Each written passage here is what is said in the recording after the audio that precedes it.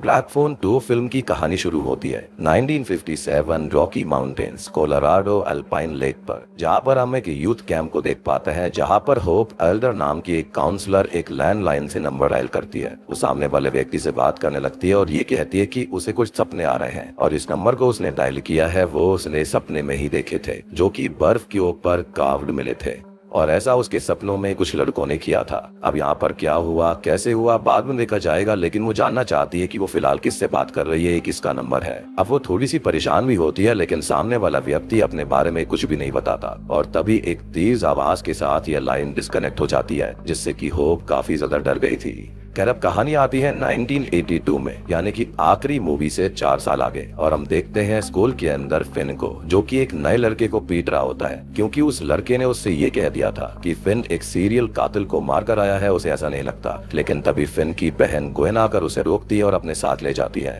अब ग्वेन जो होती है वो फिन से उस लड़के को पीटने की वजह पूछने लगती है, जिसके बारे में वो उसको डिटेल में बताता है, लेकिन ग्वेन ये कहती है कि इतना मारना जरूरी नहीं था, इनफैक्ट हाथापाई करना ही जरूरी नहीं होता। लेकिन जो फिन होता है वो काफी चेंज हो चुका था और उसको ये जरूरी लग रहा होता है। इनफैक्ट जिसको 4 साल पहले वो मार कर आया था, यानी कि ग्रैबर को, वो बिल्कुल उसके जैसा बनने लगा था, यानी कि उसके जैसे ही नेचर का हो गया था। अब हो भी सकता है कि शायद ये उसके अंदर का डर होगा, ट्रॉमा होगा, जिसको वो दूर करने की कोशिश करता रहता है। बेसिकली गुस्से से और एंगर से उसको दबाने की कोशिश करता है। अब इसी बीच लास्ट मूवी में ग्रैबर का शिकार बने हुए रॉबिन का भाई अर्नेस्टो ग्वेन को एक शो में चलने के लिए पूछता है। इस पर वो मान जाती है और फिन ग्वेन को चढ़ाता है कि ये तो डेट लग रही है। इस पर वो पहले मना करती है, लेकिन बाद में मान जाती है कि हाँ ये डेट ही है। खैर अभी दोनों घर आते हैं, जहां पर उनके पिता टेरेंस उनका इंतजार कर रहे थे। अब जैसा कि पहले मूवी के अंदर वो अल्कोहलिक भी थे, अब्यूजिव भी थे, लेकिन अब वो सुधर चुके हैं और काफी सपोर्टिव और केयरिंग हो चुके हैं, जैसा कि उन्होंने मूवी के एंड में कहा भी था। खैर अभी दोनों बच्चों को गुड नाइट बोलकर सोने चले जाते हैं और उनके जाने के बाद में फिन जो होता है वो वीड स्मोक करने लगता है, जो कि अपने सामने ग्रैबर को ही देखता है।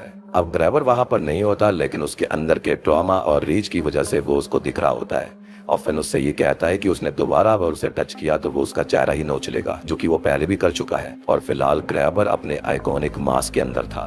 खैर अब तभी ग्वेन बाहर आती है और उसे ग्रैबर नहीं दिखाई देता, जो कि फिन का इशू समझकर उससे ये कहती है कि वो चाहे तो इसके बारे में बात कर सकता है, लेकिन वो मना कर लेता है और कहता है कि सब कुछ ठीक है। यहाँ पर हमको क्लियरली समझ आता है कि जो फिन है ना, उसके अंदर अभी भी ग्रैबर का डर मौजूद था। खैर अभी दोनों भाई बहन सोने चले जाते हैं और अब ग्वेन को एक सपना आता है और उसे आखिरी मूवी के अंदर भी सपने आया करते थे, जो कि उसकी माँ से ही उसको ये शक्ति मिली थी, जिनने वो ग्रैबर की विक्टिम्स को देखती थी, ग्रैबर को देखती थी और उन ड्रीम्स की हेल्प से ही वो ग्रैबर के घर तक फिन तक पहुंच पाई थी, जहाँ पर उसने उसे बेसमेंट के अंदर कैद करके रखा हुआ था। लेकिन फिलहाल जो सपने ग्वेन को आ रहे थे वो शॉकिंगली स्टार्टिंग वाले अल्पाइन लेक के ऊपर ही थे, जहाँ पर बने हुए यूथ कैंप के अंदर कुछ बच्चे आते हैं। अब इन बच्चों में एक पी जैकेट वाला बच्चा भी था, जिसे कोई फॉलो करता है और बहुत ही बुरी तरह से मार डालता है। अब वो बच्चा लेक के अंदर से ऊपर जमी हुई आइस पर W अल्फाबेट लिखता है और लेक के अंदर समा जाता है। मतलब कि ये लड़का मारा गया था, लेकिन फिलहाल उसकी स्पिरिट जो होती है वो ग्वेन के सपने में आकर एक हिंट दे रही होती है, W अल्फाबेट के बारे में बता रही होती है। अब ग्वेन अपने सपने में एक फोन को रिंग होते हुए सुनने लगती है, जो कि उसके आस पड़ोस में ही कहीं रिंग हो रहा था। वो बाहर जाने लगती है, लेकिन शॉकिंग चीज ये थी कि यहाँ पर उसका शरीर भी घर से बाहर जाने को था, लेकिन होता यह है कि बाहर हॉल का फोन रिंग नहीं हो रहा था। वो घर के बाहर जाने की कोशिश करती है, लेकिन तब तक फिन वहां पर आकर उससे ये कहता है कि वो कहाँ जा रही है और तभी वो अपने सपने से बाहर आ गई थी। इनफैक्ट उसका शरीर भी ठंडा हो रखा था, यानी कि यहाँ पर वो काइंड ऑफ एस्ट्रल प्रोजेक्शन कर रही थी। खैर वो ये बताती है कि कोई फोन रिंग हुआ था, जिस पर फिन कहता है कि ऐसा नहीं है और शायद वो नींद में चल रही होगी, तो वो उसको वापस सुलाने के लिए ले जाने लगता है। अब ग्वेन जो होती है अपने भाई से कहती है कि उसको फिर से सपना आया है, जिस पर वो ध्यान नहीं देता और सोने चला जाता है। अब अगले दिन ग्वेन स्कूल के अंदर थी, जिससे अर्नेस्टो बात करने आता है और फिलहाल ग्वेन जो होती है वो एक किताब को पढ़ रही थी, जो कि सुपर नेचुरल चीजों के बारे में थी। तो वो पूछता है कि क्या ग्वेन को इन सब चीजों में इंटरेस्ट है, तो वो कहती है कि हाँ, उसे भूत प्रेत, डायमेंशंस और हर तरह की सुपर नेचुरल चीजों में इंटरेस्ट है। अब अर्नेस्टो उसे छोटी गिफ्ट देता है, जिससे कि वो खुश हो जाती है। खैर अब अर्नेस्टो ग्वेन को लॉटेरिया यानी कि लॉटरी कार्ड्स भी देता है, जो कि टैरो कार्ड जैसे होते हैं। इनफैक्ट ग्वेन भी यही कहती है कि ये टैरो कार्ड की तरह ही होते हैं और इनको सही से इस्तेमाल करा जाए तो ये कार्ड्स चीजें दिखा सकते हैं, भविष्य दिखा सकते हैं। अब यहाँ पर अर्नेस्टो कहता है कि ग्वेन भी अपने सपनों में चीजें देख सकती है। इस पर वो पूछती है कि ये सब उसे कैसे पता, तो बताता है कि उसके माता पिता से उसको पता चला जब रॉबिन वाला केस हुआ था, तब ग्वेन ने पुलिस वालों को अपने सपनों में दिखने वाली चीजें बताई थी, जिसकी ही मदद से पुलिस उस कातिल तक पहुंच पाई। लेकिन हम जानते हैं कि उससे पहले ही यहाँ पर उसके भाई ने, फिन ने उसको खत्म कर दिया था। खैर अब ग्वेन कहती है कि उसे इसके बारे में बात करना पसंद नहीं है, क्योंकि फिर सबको लगेगा कि वो काफी अजीब है, जिस पर अर्नेस्टो उसके साथ फ्लर्ट करता है और कहता है कि उसको अजीब चीजें ही पसंद है। अब इसी बीच मार्केट में फिन को एक खराब फोन दिखाई देता है जो कि रिंग हो रहा था। वो उसे पिक करके बिना कुछ सुने ही कह देता है कि सॉरी, यहाँ पर कोई भी हेल्प नहीं मिलेगी। और कॉल्स उसके लिए नई बात नहीं थी, लेकिन अब वो उस चीज से, उस हॉरर से दूर रहना चाहता है जिसने उसे ट्रॉमा देकर रखा हुआ है। अब रात को ग्वेन को फिर से एक और ड्रीम आता है, जिसके अंदर वो उसी सेम कैंप में एक दूसरे लड़के को देखती है, जिसे भी कोई आदमी पकड़कर बहुत ही बुरी तरह से मार डालता है और उसके टुकड़े टुकड़े कर कर उसको जला देता है। इस लड़के की आत्मा भी वही लेक के अंदर से ऊपर जमी हुई बर्फ के ऊपर बी अल्फाबेट बनाती है और लेक के अंदर समा जाती है। अब अचानक से सपने के अंदर ही एक रिंग होती है जिससे कि ग्वेन जाग गई थी। बेसिकली उसकी स्पिरिट जो होती है वो बाहर जाने के लिए उसको पिक करने के लिए जाने लगती है और वो घर से बाहर निकल गई थी। अब बाहर उसे उस लड़के की कटी हुई, जलाई हुई लाश मिलती है और सामने एक ग्रैबर का अपार्टमेंट दिखता है। वो उस अपार्टमेंट के अंदर ग्रैबर के बेसमेंट में जाती है, जहाँ पर उसको फोन मिलता है जो कि रिंग हो रहा था, जिसे वो फाइनली आंसर करती है। तो ये कॉल किया था होप एडलर ने। जी हाँ, ये वही कॉल है जो कि हमने मूवी की स्टार्टिंग में 1957 में देखा था और होप कोई और नहीं बल्कि ग्वेन की ही माँ है, जो कि प्रेजेंट टाइम में अब नहीं रही। अब वो फोन पर ग्वेन से ये कहती है कि वो अल्पाइन लेक यूथ कैंप से बोल रही है और उसके सपनों में आकर लड़कों ने ये नंबर जमी हुई लेक पर बनाए थे, यानी कि इसी घर के नंबर। और ग्वेन कहती है कि उसे भी सेम लड़के दिख रहे हैं, लेकिन बस नंबर की जगह उसे अल्फाबेट दिखाई दे रहे हैं। दोनों यहाँ पर ज्यादा बात करें उससे पहले ही एक सैटानिक वॉइस के साथ लाइन डिस्कनेक्ट हो जाती है, यानी कि कहीं ना कहीं यहाँ पर टाइम लाइन्स आपस में जुड़ रही थी। और जैसा कि हम जानते हैं कि जब भी कोई एस्ट्रल प्रोजेक्शन करता है तो टाइम का कोई भी हिसाब नहीं रहता। खैर फिलहाल ग्वेन को मैक्स की स्पिरिट दिखाई देती है जो कि उससे ये कहता है कि उसे यहाँ पर नहीं होना चाहिए था और मैक्स ग्रैबर का ही भाई है, जिसे ग्रैबर ने लास्ट मूवी में खुद ही खत्म कर दिया था, जिससे कि वो काफी गुस्सा था। अब जैसा कि मैंने आपको बताया कि जब जब ग्वेन यहाँ पर एस्ट्रल प्रोजेक्शन करती है या फिर ये कहा जाए कि अपने सपनों वाले दुनिया में जाती है, तो वहाँ पर तभी उसकी बॉडी भी चलने लगती है, यानी कि उसका रियल शरीर अब तक ग्रैबर के बेसमेंट में आ गया था। लेकिन तब तक वहाँ पर फिन आ जाता है जो कि ग्वेन को फॉलो करते हुए यहाँ तक आया था। वो उससे ये कहती है कि उसकी अभी अभी मॉम से बात हुई है, लेकिन वो फिर से अपनी बहन की बातों को इग्नोर करने लगता है। अब फिन जो होता है ना, वो ग्वेन को वापस घर ले जाने लगता है और जाते जाते ग्वेन जो होती है वो अपने सॉक्स को नोटिस करती है जिनके ऊपर खून लगा हुआ था, गंदे हुए थे। और ये असल में गंदे हुए थे उसके सपनी वाली दुनिया में, जब उसने घर के बाहर उस बच्चे की लाश देखी थी। यानी कि यहाँ पर साफ नजर आता है कि अगर उस दुनिया में कुछ भी होता है तो वो रियल वर्ल्ड में भी रिफ्लेक्ट करता था। खैर अगले दिन होता यह है कि ग्वेन जो होती है वो फिन को अल्पाइन लेक के कैंप के पोस्टर दिखाती है और कहती है कि ये रियल जगह है, यानी कि उसके सपने बेवजह नहीं थे और ये क्रिश्चियन कैंप है और उनको वहाँ पर जाना चाहिए। और वहाँ पर अभी CIT यानी कि काउंसलर इन ट्रेनिंग की वैकेंसी खाली है, जिसके अंदर वो अप्लाई करके जा सकते हैं। और फिन अभी इन सब बातों को फिर से इग्नोर करने की कोशिश कर रहा था, लेकिन इतने में ही उनके पिता टेरेंस वहाँ पर आते हैं, जो कि पोस्टर देखकर ये कहने लगते हैं कि यहीं पर तो उनकी माँ होप काम करा करती थी और ये 1958 में बंद हो गया था, ये रीओपन कैसे हो गया। जिसको सुनकर दोनों शॉक्ड रह जाते हैं। अब ग्वेन जो होती है वहाँ पर जाने का मन बना चुकी थी, तो अर्नेस्टो के साथ वो वहाँ पर जाने लगती है। और पहले फिन नहीं जा रहा होता, लेकिन ग्वेन की सेफ्टी के चलते वो जाने के लिए रेडी हो जाता है। अब जाने से पहले वो अपने पिता से बात करता है और कहता है कि वो लोग कुछ हफ्तों में वापस आ जाएंगे और तब तक वो ज्यादा ड्रिंक ना करें। अब ये तीनों ही अल्पाइन लेक के लिए निकल गए थे और रास्ते में बर्फ का हैवी तूफान आ रहा होता है, जिसकी वजह से एक कार का एक्सीडेंट भी हो गया था। रास्ता भी सही नहीं था और ऊपर से कुछ भी दिखाई नहीं दे रहा होता। साथ ही साथ यहाँ पर गहरी गहरी खाइयां भी थी। तो फिन खुद गाड़ी के आगे भागने लगता है ताकि उसे बाहर से रास्ता सही से दिखे और बाकी दोनों उसके पीछे आ सके। अब थोड़ी दूर जाने पर उनको मस्टैंग नाम की लड़की मिलती है जो कि उनको ही ढूंढने आई थी और अपने पीछे कैंप तक उनको ले जाती है। अब कैंप के ऊपर आकर उनको अरमांडो मिलता है जो कि यहाँ का सुपरवाइजर है। वो बताता है कि उस तूफान की वजह से बाकी कोई भी यहाँ पर नहीं आ पाया और खाली वही 3 आए हैं। अब यहाँ पर हमको ये पता चलता है कि इस कैंप के अंदर फिलहाल अरमांडो है और यहाँ पर मस्टैंग जो है ना वो उसकी नीस है। साथ ही साथ यहाँ पर 2 एम्प्लॉइज और हैं जिनके नाम है केनेथ और बारबरा। अब रात काफी हो चुकी थी, तो मस्टैंग जो होती है वो इन तीनों को कमरे में ले जाने लगती है और फिन कैंप के बाहर एक फोन बूथ को नोटिस करता है। कमरे में आकर ये और ग्वेन रेस्ट करने लगता है, जहाँ पर ग्वेन सो गई थी और वो बाहर आकर स्मोक करने लगता है। मीनवाइल ग्वेन फिर से सपनों में जाती है और अब उसको एक तीसरा बच्चा दिखाई देता है जिसका चेहरा बीच से कटा हुआ था और उसकी स्पिरिट लेक पर H अल्फाबेट लिखती है और अगर सारे अल्फाबेट्स को जोड़ोगे तो यहाँ पर बनता है नाम WBH, जो कि क्या है किसी को भी समझ में नहीं आता।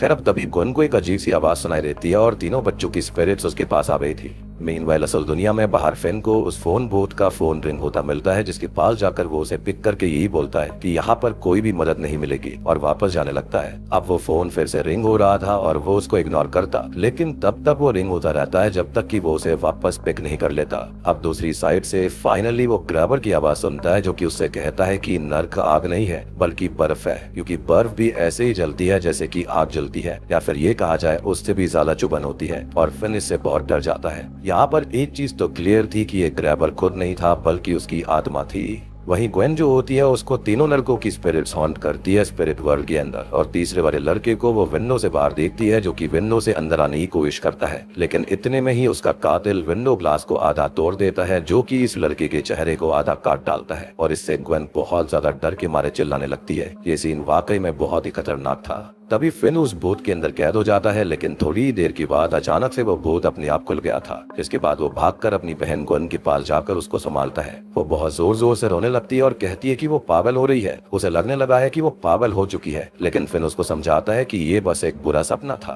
खैर अब वो उसे अपने साथ बॉयज कॉटेज में ले जाता है जहाँ पर वो वॉशरूम में अपने घावों को देखती है जो कि उसे सपने में एक लड़के के पकड़ने की वजह से हुआ था और वो रियल में भी आ गया था। यानी कि जैसा मैंने आपको समझाया कि जो यहाँ पर उसके साथ स्पिरिट वर्ल्ड के अंदर होगा वही सेम चीज उसके फिजिकल शरीर के साथ भी होगी। खैर वो अर्नेस्टो के पास जाती है जो कि उसको अपने पास से सुलाने लगता है और वो भगवान से ये कहती है कि उसको आज कोई भी ड्रीम ना आए। अर्नेस्टो ये कहने लगता है कि वो ऐसे ऊपर वाले से बात करती है और ये उसको अच्छा लगा क्योंकि उसकी मदर भी काफी रिलीजियस है, जिनको ये जानकर खुशी होगी कि वो एक रिलीजियस पर्सन को डेट कर रहा है। अब वो ये कहती है कि उसकी माँ भी बहुत ही ज्यादा रिलीजियस थी लेकिन उसके पिता नहीं थे, तो उन्होंने मॉम का चर्च जाना ही बंद करवा दिया था। उनको भी ऐसे ही सपने आते थे और ग्वेन को ये एबिलिटी उनसे ही मिली है। अपने ड्रीम्स की वजह से वो पागल हो गई थी और ग्वेन को डर है कि कहीं उसके साथ भी सेम चीज ना हो जाए। वो आगे ये कहती है कि वो बहुत ही ज्यादा ब्यूटीफुल थी जिनका चेहरा वो हमेशा याद करती है। अब अर्नेस्टो उसको समझाता है और दोनों काफी करीब आ गए थे, जो कि किस करने ही वाले होते हैं, लेकिन फिन भी सेम रूम में होता है तो उनको इंटरप्ट कर देता है कि वो उनके सामने ही है और उनके सामने तो कम से कम वो ऐसा ना करे। अब अगली सुबह ये तीनों बात करते हैं जहाँ पर फिन को ये पता चलता है कि ग्वेन ने अर्नेस्टो को अपने सपनों के बारे में बता दिया है, जिस पर वो काफी गुस्सा करने लगता है कि ये बातें वो किसी से शेयर नहीं कर सकती। तो वो ये कहती है कि खुद फिन उसके ड्रीम्स के बारे में कभी नहीं सुनता, तो उसे किसी ना किसी को तो बताना ही पड़ेगा, जिस पर वो कहता है कि वो खुद किसी को कुछ नहीं बताता। तो वो ये कहती है कि वो नहीं बताता क्योंकि उसका कोई दोस्त है ही नहीं और वो हमेशा असलियत से दूर भागता रहता है। खैर अब बातों ही बातों में ग्वेन जो होती है वो इन दोनों को अपने हाथ का घाव दिखाती है और कहती है कि आखिरी रात ड्रीम में एक लड़की ने उसे पकड़ा था और ये उसका घाव है। और अब तक उन्हें अरमांडो मिल जाता है जो कि उन्हें ब्रेकफास्ट के लिए ले जाता है और कहता है कि शायद ये तूफान 2-3 दिन में खुल जाएगा। खैर अब वो उन तीनों से पूछने लगता है कि वो लोग यहाँ पर क्यों आए हैं, क्योंकि वो यहाँ के प्रीवियस कैंपर्स तो नहीं है और चर्च में लिस्टेड भी नहीं है, मतलब कि उन्हें वो पोस्टर मिला नहीं था, वो उसे ढूंढ कर आए थे। इस पर फिन कहता है कि वो अपनी माँ के बारे में पता करने आए हैं। अब ये लोग उसे होप एडलर की फोटो दिखाते हैं जिसको देखते ही वो पहचान जाता है कि ये तो स्टारलाइट है। अब फिन और ग्वेन बताते हैं कि उनकी माँ 7 साल पहले खत्म हो गई थी, उन्होंने खुद को ही खत्म कर लिया था। लेकिन अब यहाँ पर अरमांडो से उनकी ज्यादा बात नहीं हो पाती और वो कुछ काम से चला जाता है, लेकिन फिर भी जाने से पहले फिन जो होता है वो उससे बार वाले फोन बूथ के बारे में पूछता है। तो अरमांडो एक काफी शॉकिंग बात बताता है कि बार वाला बूथ तो कई सालों से बंद पड़ा हुआ है, इनफैक्ट वो फोन ही खराब है। तो यहाँ पर फिन का दिमाग घूम जाता है कि आखिरकार वो बच कैसे रहा था। खैर फिन इन दोनों से अपनी बात शेयर करता है। वो ग्वेन और अर्नेस्टो को बताता है कि रात में ये फोन रिंग हुआ था और उस पर उसने ग्रैबर की आवाज सुनी थी। खैर फिर से उस फोन के रिंग होने की आवाज आती है जिसे फिन पिक करता है, तो उसे उन 3 मारे गए बच्चों की आवाज सुनाई देती है क्योंकि कहते हैं कि वो यहाँ पर फंसे हुए हैं और फिन उनकी हेल्प करे। वो पूछता है कि वो कहाँ पर है, तो वो कहते हैं कि उन्हें नहीं पता और यहाँ अंधेरा है और ठंड है, और सेम चीज पार्ट 1 में भी हमने देखी थी। और हाँ, यहाँ पर एक और इंटरेस्टिंग डिटेल ये है कि आपको याद होगा कि पार्ट 1 में ग्रैबर ने ये कहा था फिन से कि उसे भी लगता है कि ये फोन रिंग होता है। पहले उसे लगता था कि वो पागल हो रहा है, लेकिन फिन भी इस चीज को सुन सकता है, तो ये फोन वाकई में रिंग होता था। एंड आई बिलीव कि ये किसी और ने नहीं बल्कि यहाँ पर इनकी माँ होप ने किया था। तभी तो यहाँ पर ग्रैबर को लगता था कि ये फोन वाकई में रिंग होता है, उससे आवाज आती है। तो इनडायरेक्टली यहाँ पर होप जो थी वो हेल्प करना चाहती थी, लेकिन वो रिटाई हो गया था, जो कि काफी सटल डिटेल है और पार्ट 1 की चीजों को काफी तरह से जस्टिफाई भी करा जाता है कि आखिरकार वो फोन रिंग कैसे होता था। खैर अब तभी उन तीनों बच्चों की स्पिरिट्स को भूत के बाहर दिखाया जाता है जिनको फिन नहीं देख पाता, और वो उन तीनों से कहता है कि वो बताए उनके साथ हुआ क्या था और तभी वो उनकी हेल्प कर पाएगा। जिस पर वो कहते हैं कि उन्हें कुछ भी याद नहीं है, उन्हें यहाँ पर नहीं होना चाहिए और फिन उनकी हेल्प करे। पहले पार्ट के अंदर भी सेम चीज होती थी, वहाँ पर जो आत्माएं थी बच्चों की उनको याद नहीं होता था कि वो है कौन, लेकिन यहाँ पर वो बस फिन की हेल्प करना चाहते थे। एनीवेज अब फिन काफी परेशान हो जाता है और अब वो तीनों भूत को बैन करने लगते हैं, जिससे परेशान होकर वो वहाँ से चला जाता है। मीनवाइल ग्वेन और अर्नेस्टो केनेथ और बारबरा के पास जाते हैं जो कि ऑफिस में काम करते थे, और वो उनसे कैंप की हिस्ट्री के बारे में कोई डॉक्यूमेंट मांगते हैं, लेकिन बारबरा कहती है कि ऐसा कोई डॉक्यूमेंट उनके पास है ही नहीं। अब वो ग्वेन पर थोड़ा सा चिढ़ भी जाती है और दोनों की बहस होने लगती है, तो अर्नेस्टो ग्वेन को यहाँ से ले जाता है। मीनवाइल रात में ग्वेन को फिर से सपना आता है जिसमें अब वो होप को देखती है, यानी कि अपनी माँ को, जो कि फोन पर एक मरे हुए बच्चे की आत्मा से बात कर रही थी, जैसे अभी फिन करता है। और वो बच्चे होप के सपने में ये नंबर छोड़कर गए थे ताकि वो उससे हेल्प ले सके, जैसे अभी वो तीन बच्चे फिन से हेल्प मांग रहे थे, यानी कि वो जो नंबर था वो किसी और का नहीं बल्कि ग्रैबर के घर का था। तो इनडायरेक्टली बच्चे उसको हिंट दे रहे थे कि उनका कातिल है कौन।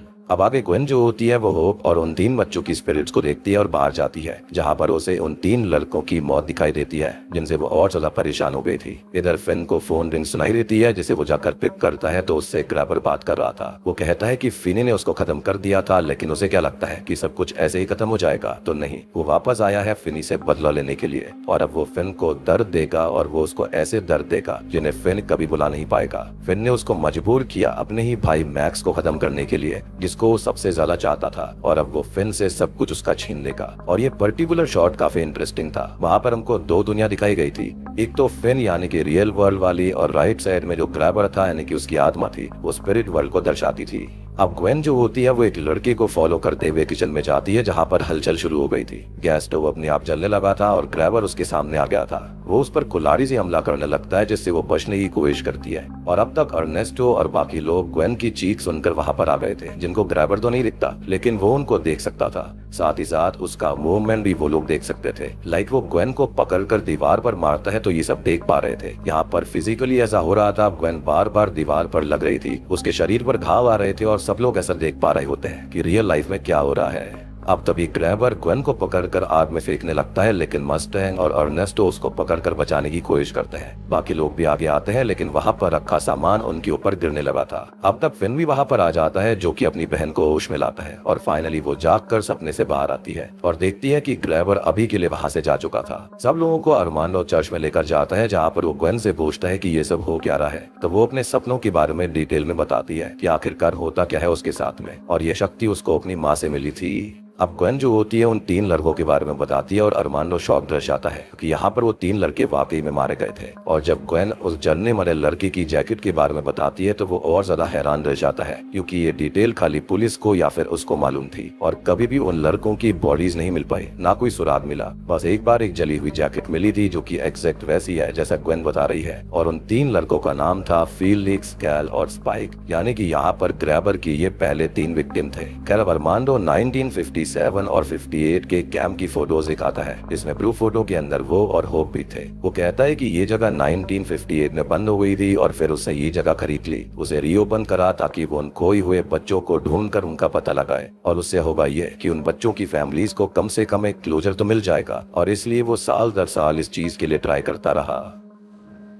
अब फिन जो होता है सबके सामने ग्रैबर के बारे में पूछता है, तो यहाँ पर अरमांडो ये कहता है कि हाँ उसे कौन नहीं जानता, सब ग्रैबर को जानता है, जो कि बच्चों को किडनैप करके मार दिया करता था, जिससे फिन ने ही खुद कदम किया। और अब जाकर वो फिन को पहचानता है कि ये वही फिन है। खैर फिन उससे ये पूछता है कि यहाँ पर सब कुछ अजीब होना कब शुरू हुआ था, तो वो बताता है कि कुछ साल पहले। तो फिन कहता है कि 1978 में, और फिन ने तभी उसको खत्म किया था, और उसी के चलते उसकी आत्मा अब आजाद घूम रही है। उन्हें उन बच्चों को आजाद करना पड़ेगा, जिससे शायद वो ग्रैबर की आत्मा को रोक सकते हैं, क्योंकि यहाँ पर वही उनको शक्ति दे रही है। बेसिकली यहाँ पर जो बच्चों का डर है वही ग्रैबर की आत्मा को शक्ति दिया करता था। खैर अब ग्वेन और फिन जो होते हैं वो उस ग्रुप फोटो को फिर से देखते हैं, जिसके अंदर उनको ग्रैबर दिख गया था। तो अरमांडो ये बताता है कि वो तो यहाँ पर मेंटेनेंस का काम किया करता था। अब अरमांडो उस ग्रैबर का नाम बताता है, जो कि था वाइल्ड बिल हाइकॉक, और ग्वेन ये कहती है कि यही तो वो लड़के बता रहे थे, और यहीं से सब कुछ शुरू हुआ था, यानी कि उन लड़कों की मौतों से ये सब कुछ शुरू हुआ था। या फिर ये कहा जा सकता है कि ग्रैबर के पहले तीन विक्टिम्स यही बच्चे थे,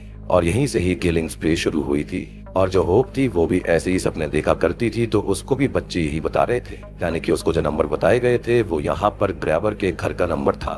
और अब ये सब किसने शुरू किया था, क्या हुआ था, इसके बारे में ग्वेन को ये बच्चे यानी कि तीनों बच्चे बता रहे हैं। यानी कि WBH जो था वो कुछ और नहीं बल्कि ग्रैबर का ही नाम था। अब फिन ये कहता है कि सबसे पहले उन्हें उन लड़कों की बॉडीज को ढूंढना पड़ेगा और वो किसी फ्रोजन लेक के अंदर पड़ी हुई है। और मांडू यही कहता है कि यहीं पास में ही लेक मारू भी है, तो वो लोग वहाँ पर जाकर ढूंढ सकते हैं। सब इसके लिए रेडी हो जाते हैं और थोड़ी देर बाद अरमांडो अपने कैबिन में उन तीनों लड़कों की फोटो और बाकी रिपोर्ट्स को चेक कर रहा होता है कि तभी उसे रेडियो के ऊपर अजीब सी डिस्टरबेंस सुनाई देती है। उसे बाहर से भी कुछ आवाज आ रही थी, तो वो विंडो से बाहर देखता है तो वहाँ पर एक स्नोमैन रखा हुआ था। खैर वो उसे इग्नोर करके अपने काम में लग जाता है कि तभी रेडियो से ग्रैबर की आवाज सुनाई देती है, जिससे बिना डरे हुए अरमांडो ये कहता है कि वो जानता है कि वो बिल है और वो उससे बिल्कुल नहीं डरता और वो उन लड़कों की आत्मा को हमेशा के लिए कैद नहीं रख पाएगा। उसे सच्चाई पता चल चुकी है। ग्रैबर कहता है कि वो बिल नहीं है, जिस पर वो कहता है कि बिल हो, ग्रैबर हो, ईविल हो, कुछ भी हो, और ईविल तो ईविल ही था। और अब तक वो स्नोमैन भी विंडो से टकराने लगता है, जो कि ग्रैबर ही कर रहा था, जिसकी स्नो के साथ खून भी मिला हुआ था। ग्रैबर फिर से कहता है कि वो उन्हें हर्ट करना चाहता है, लेकिन अरमांडो कहता है कि वो उससे नहीं डरता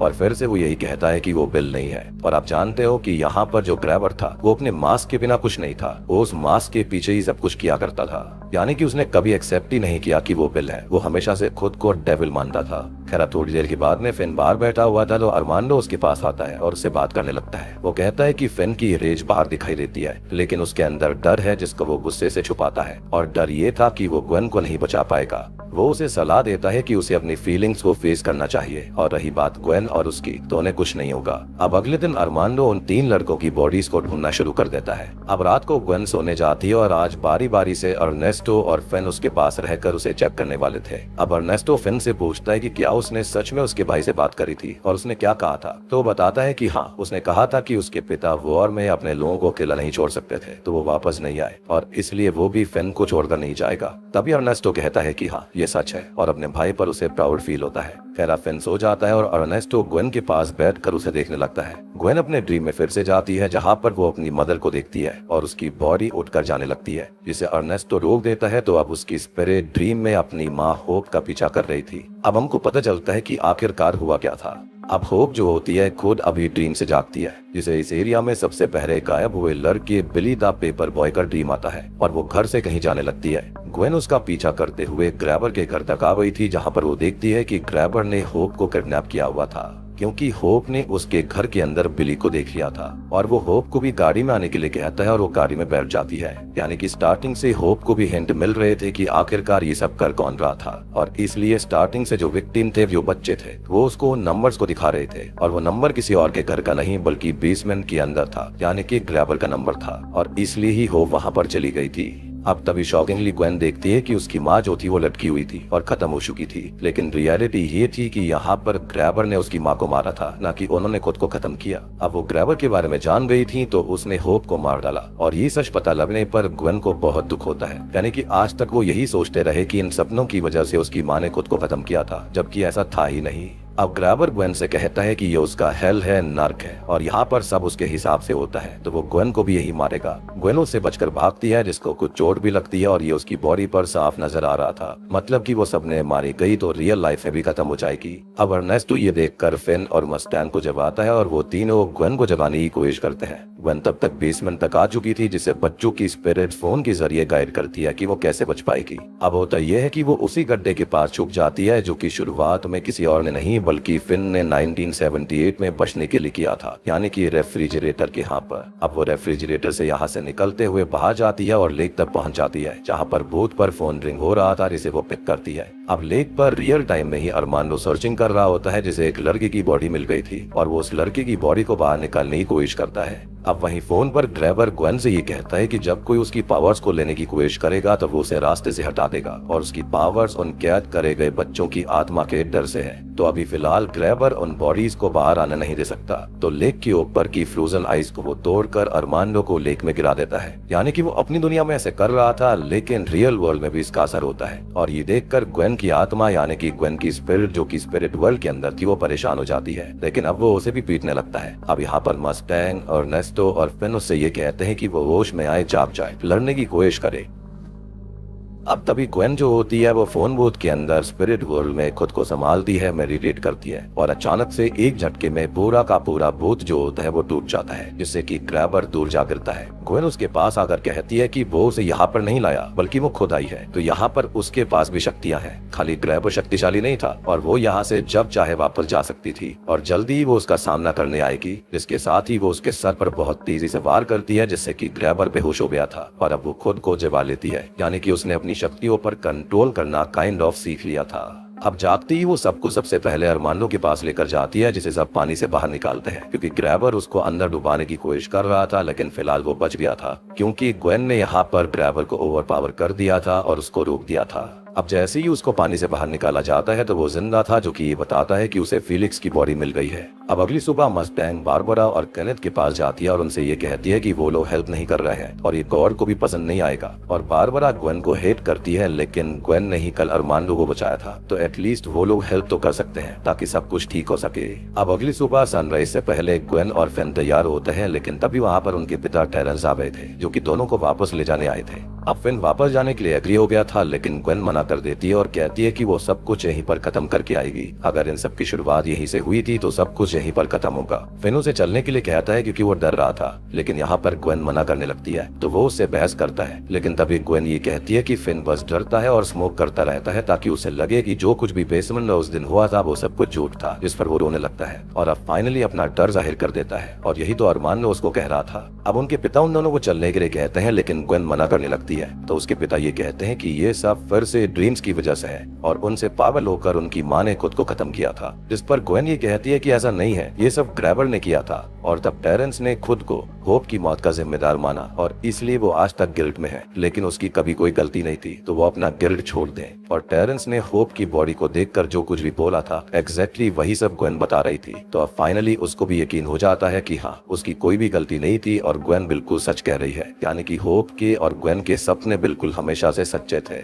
अब सुबह से सर्चिंग शुरू होती है, लेकिन कैल और स्पाइक की बॉडीज नहीं मिलती। अब इसी बीच होता यह है कि ग्वेन जो होती है वो जीसस क्राइस्ट से प्रे करती है कि अब उसे हेल्प चाहिए उनकी, और इस बार ग्रैबर उसे मार ही देगा, तो वो ऐसा ना होने दे और यहाँ पर किसी और को भी ना मरने दे। धीरे धीरे रात हो गई थी और ग्वेन थक कर गलती से सो जाती है और सपनों में फिर से पहुंच जाती है। वो लेक के अंदर जाती है, जिसे 2 ड्रम्स मिलते हैं और इन्हीं दोनों ड्रम्स के अंदर कैल और स्पाइक की बॉडीज को छुपाया गया था। वो ड्रम्स को बाहर भेजने लगती है कि इतने में ही ग्रैबर ही वहाँ पर आ गया था, जो कि बाहर मौजूद सभी पर हमला करने लगता है और अपना आला मास्क हटा देता है, तो उसकी स्किन जो थी वो सड़ी हुई थी, मास्क से चिपकी हुई सी हो चुकी थी। वो अच्छी आइस स्केटिंग कर सकता था, तो आसानी से सब पर हमला करने लगता है। बारबरा और केनेथ को तो बहुत बुरी तरह पीट डालता है।